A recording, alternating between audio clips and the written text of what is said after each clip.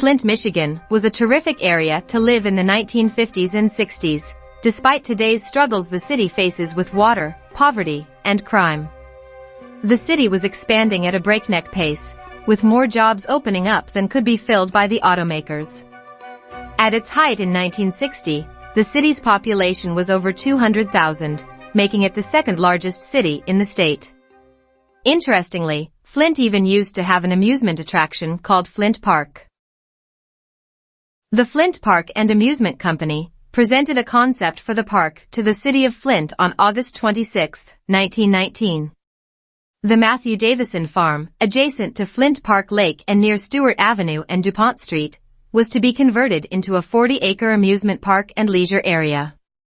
It would cost more than $250,000 for construction. A dance hall, a festival and sports area, an opera concert venue, an ice rink, and a children's playground were all on the table. According to the plan, they wanted the park's attractions to be of the highest caliber. Located on Flint's north side, the amusement park finally opened in 1921 and occupied approximately 40 acres of land close to Flint Park Lake, which is better known as Devil's Lake today. Over the course of its existence, Flint Park boasted at least 10 different rides, including a real roller coaster named the Jackrabbit and a Ferris wheel. Special events and concerts by various musicians were also held at the park, with the American jazz singer Ella Fitzgerald being the most well-known. It is even reported that Harry Truman came to the park to campaign for the United States presidency. Flint Park had a rocky 40-year history, and it wasn't all fun and games. Several unfortunate and even catastrophic incidents occurred in the park. During the park's inaugural season, a fire damaged many rides and destroyed portions of the concession stalls. Despite the initial setback of the fire, Flint Park was largely successful. Plans to expand the park continued. To accommodate boats and swimmers, a new lagoon and swimming area were constructed in the lake. There were picnic spaces and a baseball diamond built into the park in 1924. 4th of July fireworks were a huge hit by locals, and the parking lot was packed. Nearby children would eat fresh tomatoes from their gardens with salt and pepper, and watch the fireworks high above them. There was a roller skating rink that was popular among area youth. Today, it is in the same location as the Lawrence Moon Funeral Home. Pictures were offered for park travelers, and many got their photograph taken to remember the trip. Scenes that involved half-moons and boat pictures were very popular. Talent shows were often held, and the park was a great place for picnics. The sound of happy children and the rhythmic sound of the roller coaster set a cheerful mood for the surrounding neighborhood. Discounted tickets could be received from the nearby Hamady grocery store for children to be at the park all day. Though Flint Park was usually a jovial place, it also represented an area where life ended tragically. On the wooden roller coaster called the Jackrabbit, one man stood up while on the ride and was beheaded. Lorraine Harsett said of the coaster, "I did ride the old rickety wooden roller coaster. The front car was the worst, scariest, but it was the seat to get. The handlebar barely kept you in your seat." Another person remembers that the back of the coaster train would fishtail when going around corners. The coaster ran even during the colder months, and longtime resident Wayne Tingley reflects, "One of my most memorable days was up on the Jackrabbit ride during the winter time.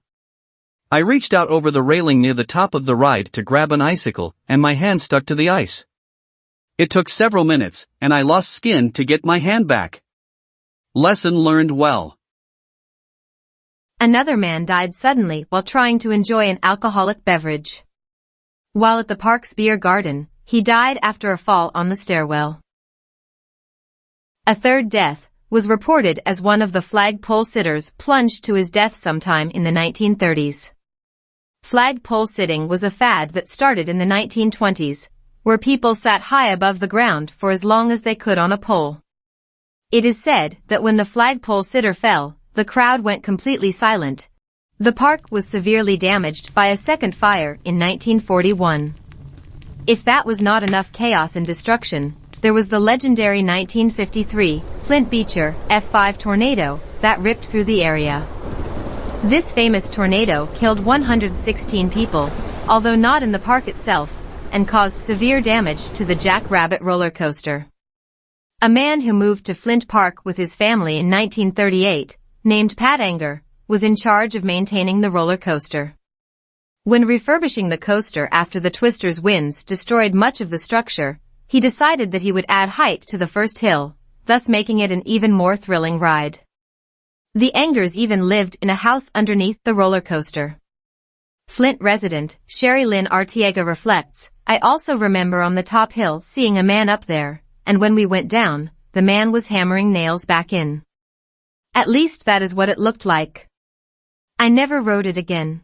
The park's owners opted not to reopen in March 1961, and the park was dismantled a few years later in 1963. People began to stay away from the park because of the greaser gangs that came in and started causing issues and harassing people. They would vandalize after the park closed for the night, which cost the owner a lot of money to repair. Flint Park, which had been open for over 4 decades, is now largely a forgotten piece of Michigan history. When the park was torn down, part of the administration office was moved and became the base of a house now owned by Roxanne Rhodes, the author of the book Haunted Flint. She found artifacts from the old amusement park in her basement and has reported some strange occurrences in her house. It will never be known completely what kind of eerie presence followed her grandparents many years ago to that location. The park resided next to Flint Park Lake, or more commonly known as Devil's Lake. It was so named because it was originally thought to be so deep that it extended all the way to the bottom of hell. Others say it is called Devil's Lake because people would often be sucked down when trying to swim across, and that they were being dragged downward by the hand of the devil himself. There are many other rumors. Some people say that the bottom is like quicksand, and everything that goes in gets sucked inward. There have been multiple reports of people drowning and bodies being found in the lake. Everything from old stagecoaches, knives, guns, cars, bodies, and abandoned amusement park equipment are rumored to be in it. Area residents joke by saying it is a good spot to get rid of a body. Many locals were told, when they were children, to stay far from the lake and that it was a dangerous area. It is also rumored that years ago, when the circus would come to town, they would have the elephants swim across the lake to attract people to come to the show. Michigan State University assisted in an assessment of the lake in 2014 because the area is currently very underutilized. The lake was found to be fed by spring water. In addition, Devil's Lake receives storm water from 4 major storm lines that drain the city's southern, eastern, and western areas. The north end of Devil's Lake has a 48-inch tube that drains into the Brent Run Creek drain just north of Carpenter Road, where it continues north via a 72-inch storm line that parallels Fleming Road. The lake was also found not to be bottomless, but approximately 20 feet at its deepest.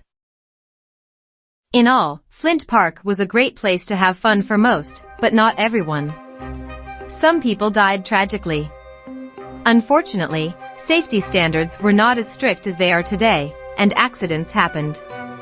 Hopefully, one day the area can be revitalized and provide the people of Flint a place of leisure and relaxation. If you like this story, please consider liking and subscribing. Thank you for your support.